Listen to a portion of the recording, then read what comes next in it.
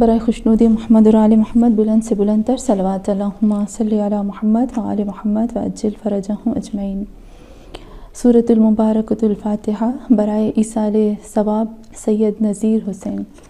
بسم اللہ الرحمن الرحیم، الحمد للہ رب العالمین الرحمن الرحیم مالک یوم الدین، ایاک نعبد و ایاک نستعین، اہدنا الصراط المستقیم صراط الذین انعمت علیہم غیر المغضوب علیہم ولا الضالین۔ اللہم صلی علی محمد وعلی محمد وعجل فرجہم اجمعین۔ برائے خوشنودی علی اور اولاد علی علیہ السلام پر بلند سے بلند تر ہم ایک دفعہ صلوات پڑھتے ہیں۔ اللہم صلی علی محمد وعلی محمد وعجل فرجہم اجمعین۔ اعوذ بعزت اللہ الملک الحق المبین من شر ذی شر فی العالمین، الصلاۃ والسلام علی صاحب الدعوۃ النبویہ والصولۃ الحیدریہ والعصمۃ الفاطمیہ والحلم الحسنیہ والشجاعۃ الحسینیہ والعبادۃ السجادیہ والمآثر الباقریہ والآثار الجعفریہ والعلوم الکاظمیہ والحجج الرضویہ والجود التقویہ والنقابۃ النقویہ والہیبۃ العسکریہ والغیبۃ الہیہ القائم بالحق صلوات اللہم صلی علی محمد وآل محمد وعجل فرجہم اجمعین۔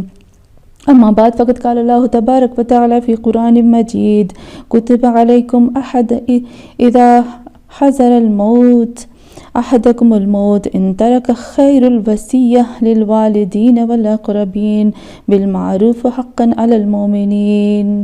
اللہم صلی علی محمد وآل محمد وعجل فرجہم اجمعین۔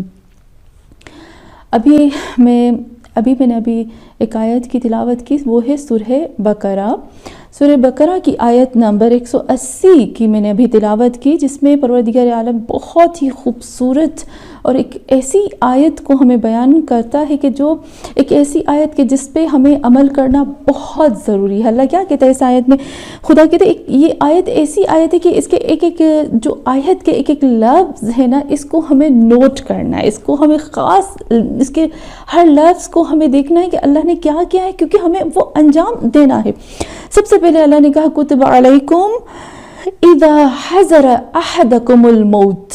سب سے پہلے اللہ نے کہا کہ لکھ دیا گیا تم لوگوں کے اوپر جب تمہاری موت آتی ہے۔ کیا اللہ نے لکھ دیا؟ کہا تم لوگوں میں سے کسی ایک کی بھی اگر موت آتی ہے تو تمہارے لیے لکھ دی گئی ہے، ایک چیز لکھ دی گئی۔ کیا خدایا؟ ان ترک خیر الوصیہ، کہ اگر کہ تم چھوڑ دو، کیا چھوڑ دو؟ خیر الوصیہ، اگر تم نے چھوڑا ہے، یہاں پر پروردگار عالم کہتے ہیں اگر تم نے کوئی مال چھوڑا ہے تو اس کے لیے ایک وصیت کرو۔ پھر کہتے ہیں کس کے لیے وصیت کرو؟ للوالدین، اپنے والدین کے لیے، والاقربین، اور اقربین، اور اپنے رشتہ دار جو فیملی جو سب سے اقرب کہتے ہیں سب سے زیادہ نزدیک، تو سب سے زیادہ نزدیک جو ہے وہ اولاد سے بڑھ کر تو کوئی ہو ہی نہیں سکتی۔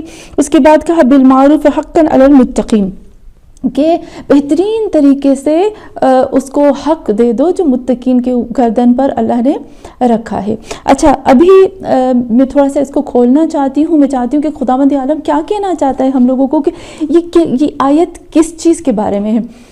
ہم نے جب بھی دیکھا کتب علیکم، قرآن میں جب بھی کتب علیکم کا لفظ جب استعمال ہوتا ہے تو اس کا مطلب ہوتا ہے کہ تمہارے اوپر یہ واجب کر دیا گیا، کتب علیکم الصیام، واجب کر دیے گئے تمہارے اوپر، روزوں کو واجب کر دیا اللہ نے۔ اسی طرح بالکل تمہارے اوپر واجب کر دیا ہے کہ جب تمہارے لیے موت نزدیک آتی ہے، جو بھی کچھ ہے، تو جس کی تمہاری گردن پر حق ہے تم ان کے لیے وصیت کرو گے، تمہارے پاس کچھ مال ہے تو۔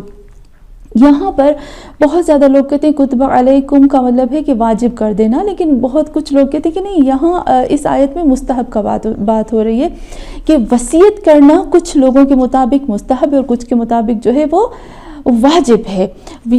جو لوگ کہتے ہیں مستحب ہے، وہ کہتے ہیں کہ اگر اللہ نے علی المومنین نہیں کہا ہوتا، علی المتقین نہیں کہا ہوتا اور علی المومنین کہا ہوتا تو ہمارے لیے واجب تھی، لیکن بہت زیادہ علماء کہتے ہیں نہیں، کتب علیکم یعنی واجب ہے ہمارے لیے کہ ہم وصیت لکھیں۔ چلیے ہم تھوڑا سا اس وصیت کے بارے میں کرتے ہیں کہ وصیت کیا ہے۔ میں تھوڑی سی اشارہ کروں گی، اس کے اوپر تحقیق کرنا تو ہمارا کام ہی ہوتا ہے۔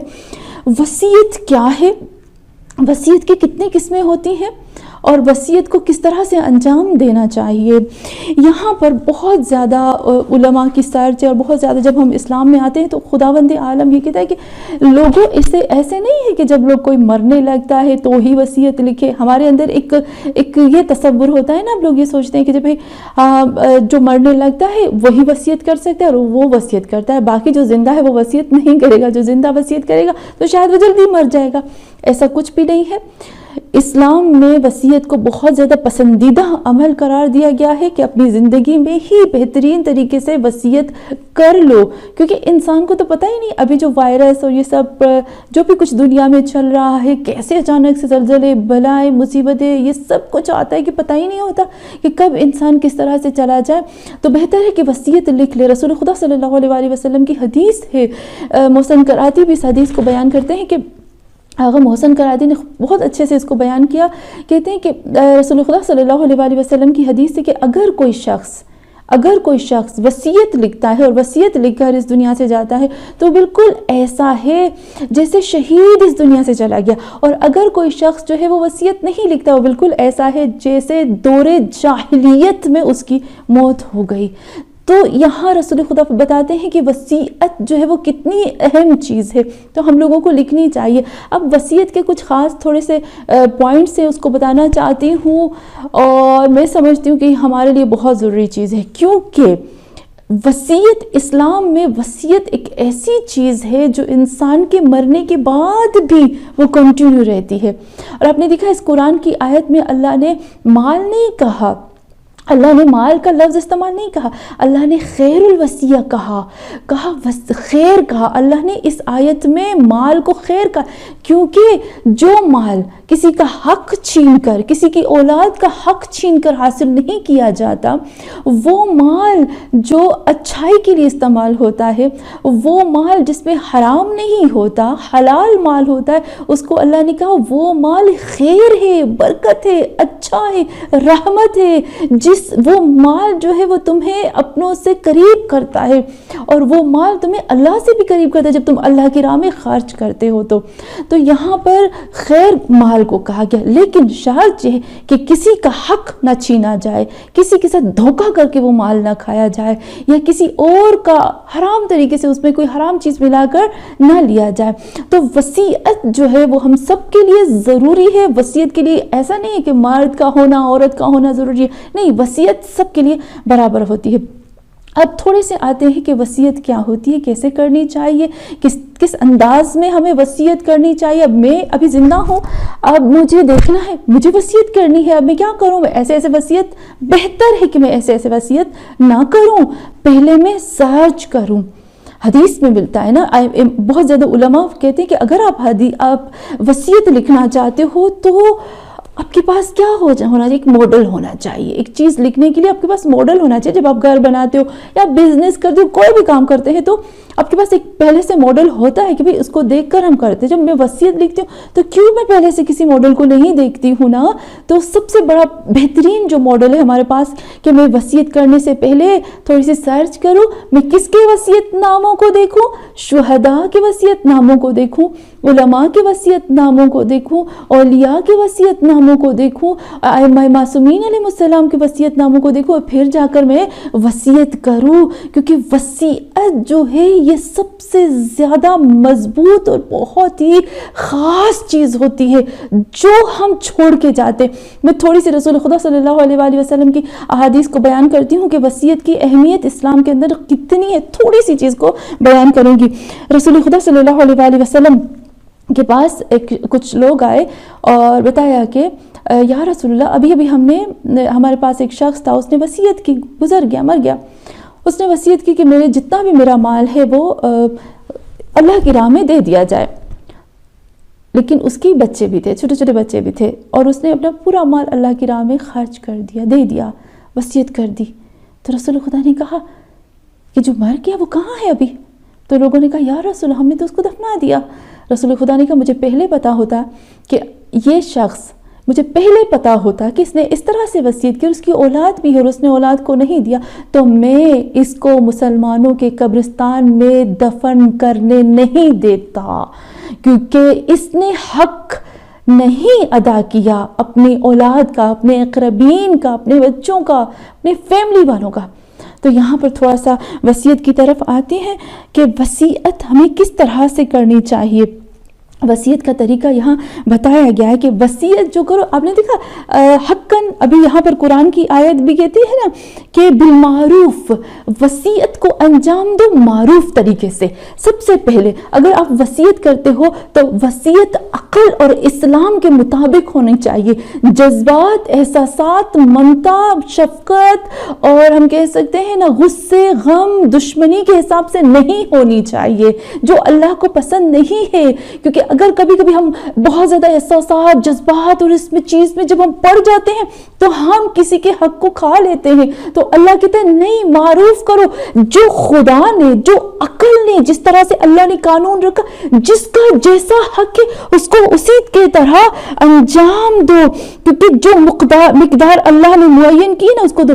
کینے، حسد، محبت، جذبات کے حساب سے وصیت نہ کرو.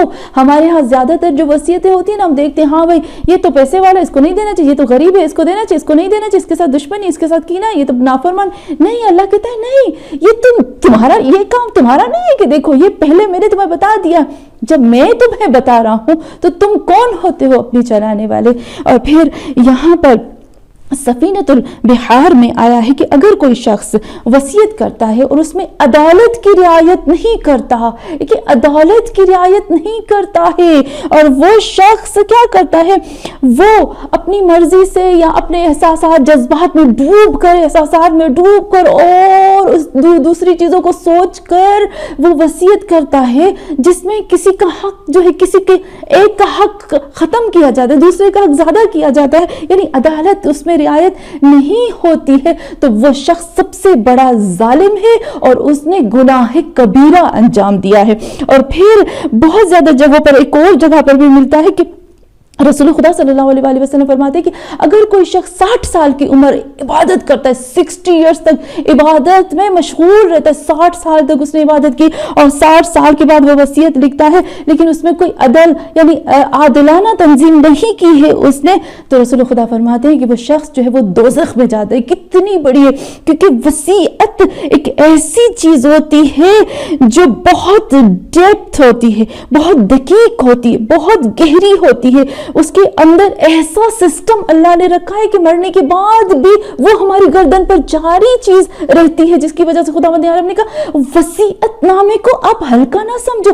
اگر کوئی وصیت لکھتا ہے اور پھر اگر کوئی شخص کہتا ہے کہ ہاں میں تمہاری وصیت کو قبول کرتا ہوں اور وہ شخص مر جاتا ہے، مرنے کے بعد جس شخص نے اس کی وصیت کو قبول کیا یا وصیت کو بدل دیا یا چینج کر دیا جس کے مرنے والے کی وصیت کو، تو جو زندہ ہے جس نے وصیت کو بدل دیا، جو خراب کر دیا، تو رسول خدا فرماتے ہیں کہ ہر روز نہ جانے کتنے فرشتے آتے ہیں اور اس کے اوپر لعنت بھیجتے ہیں. اور جو لفظ جو رب کا لفظ، جتنے وہ رب کا لفظ یوز کرتا ہے نا، اتنے اس کے اوپر لعنت اللہ بھیجتا ہے، کیونکہ اس نے مرنے والے کو کہا ہاں قبول ہے، اس کے بعد اس نے وصیت کو بدل دیا. اور جب تک زندہ ہے، جب تک اچھے کام کرے گا، وہ سارے مرنے والے کی گردن پر چلے جائیں گے. یعنی وصیت اس قدر مہم میں نہیں بیان کر سکتی، لیکن تھوڑا سا میں صرف اشارہ کرتی ہوئی جاؤں گی. تو وصیت کے بارے میں بتایا نا کہ بہت دقیق، بہت سوچ سمجھ کے اس کو انجام دینا چاہیے، کیونکہ اگر اس کے اندر میں نے صحیح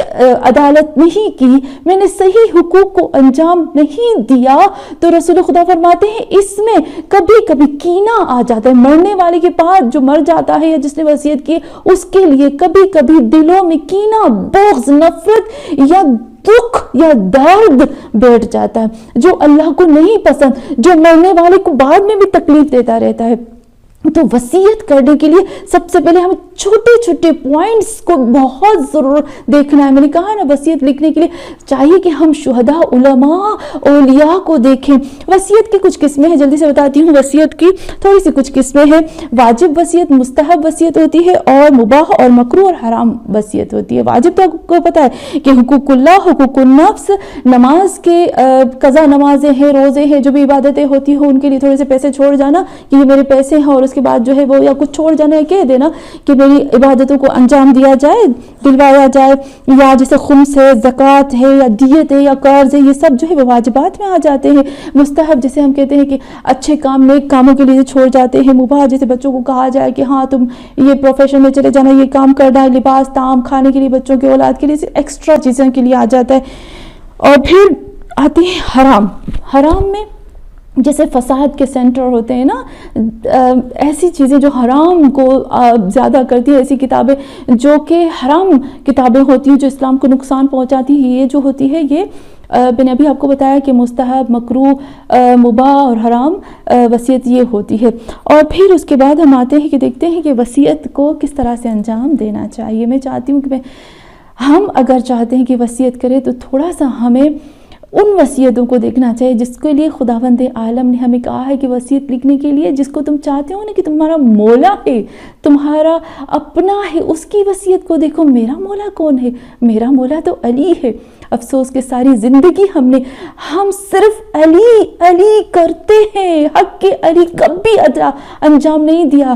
علی علی کہنے سے ہم علی والے نہیں بن جائیں گے۔ علی کہتے ہیں کہ میں نے کبھی نہیں کہا کہ جیسا میں کھاتا ہوں ویسا کھاؤ، جیسا میں پہنتا ہوں ویسا پہنو، میں صرف یہ کہتا ہوں جیسا میں کہتا ہوں وہ ویسا کرو۔ تو مجھے دیکھنا ہے کہ میرے علی نے کیا وصیت کی۔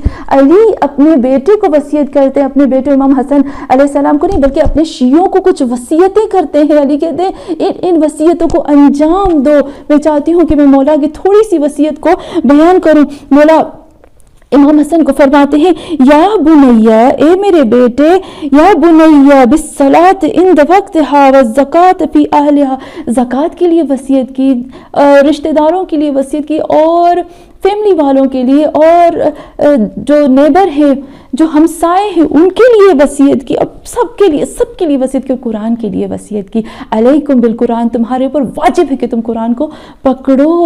یعنی ہم دیکھتے ہیں کہ مولا کائنات نے ہمیں وصیت کی، آئے ہم سب مل کر جو مولا نے اپنے شیعوں کے لیے وصیت کی نا، ہم اس وصیت پر عمل کریں۔ وہ مولا کائنات، میں چاہتی ہوں میں تھوڑے سے لفظ مولا کائنات کی شہادت کے پڑھوں۔ میرے وہ مولا کائنات جن کو 19 ماہ رمضان میں جن کو ضربت لگی، ایسی ضربت لگی کہ جب میرے مولا نماز میں تھے، ابن ملجم نے میرے مولا کو جب ضربت لگائی نا، علی کو گھر میں جب لایا گیا، میں قربان ہو جاؤں اس علی کے نام پر، جن کو گھر میں جب لایا گیا نا، تو میرے مولا جب ہوش میں آئے تو کیا کہا، زینب، امی کلثوم اور بیبیوں کو بلا کر کہا، کیا کہا، میرے پاس زینب کو بلایا اور کہا، اے میری بیٹی آؤ میرے پاس، میرے گلے لگ جاؤ۔ امام سے کہا، امام حسن اور حسین سے کہا، لوگوں سے کہو کہ علی کے دروازے سے ہٹ جائے، کہیں ایسے نہ ہو کہ زینب اور ام کلثوم رونے لگے اور ان کے رونے کی آواز سنی جائے۔ میں کہوں گی، مولا ذرا یزید کے دربار میں آئیے، ذرا یزید کے دربار میں دیکھیے آپ کی بیٹی زینب کس طرح سے یزید کے دربار میں لائی گئی۔ الا لعنت اللہ علی قوم الظالمین اولہم ومن آخرین، آمین یا رب العالمین، فتقبل منا انک انت السمیع الدعاء۔ یا اللہ، ہماری اس چھوٹی سی عبادت کو اپنی بارگاہ میں قبول فرما۔ خدایا تجھے علی کا واسطہ ہے، اے اللہ، اے پاک پروردگار، ہم نے مولا علی کا کبھی حق ادا نہیں کیا، ہم علوی ہیں لیکن حق کے علی کبھی ادا نہیں کیا۔ اے اللہ، تو روز قیامت ہمیں علی کے سامنے شرمندہ ہونے سے بچانا، ہمیں ایسا بنا کہ ہم قرآن کا اہل بیت کا حق ادا کر سکیں اور علی کی وصیتوں پر عمل کر سکیں۔ اور اے اللہ، ہمارے وقت کے امام مہدی آخر الزمان کا ظہور جلد از جلد فرما، اور اس مجلس کا ثواب سید نذیر حسین کو عطا فرما۔ وصلی اللہ علی محمد و آل محمد طیبین الطاہرین۔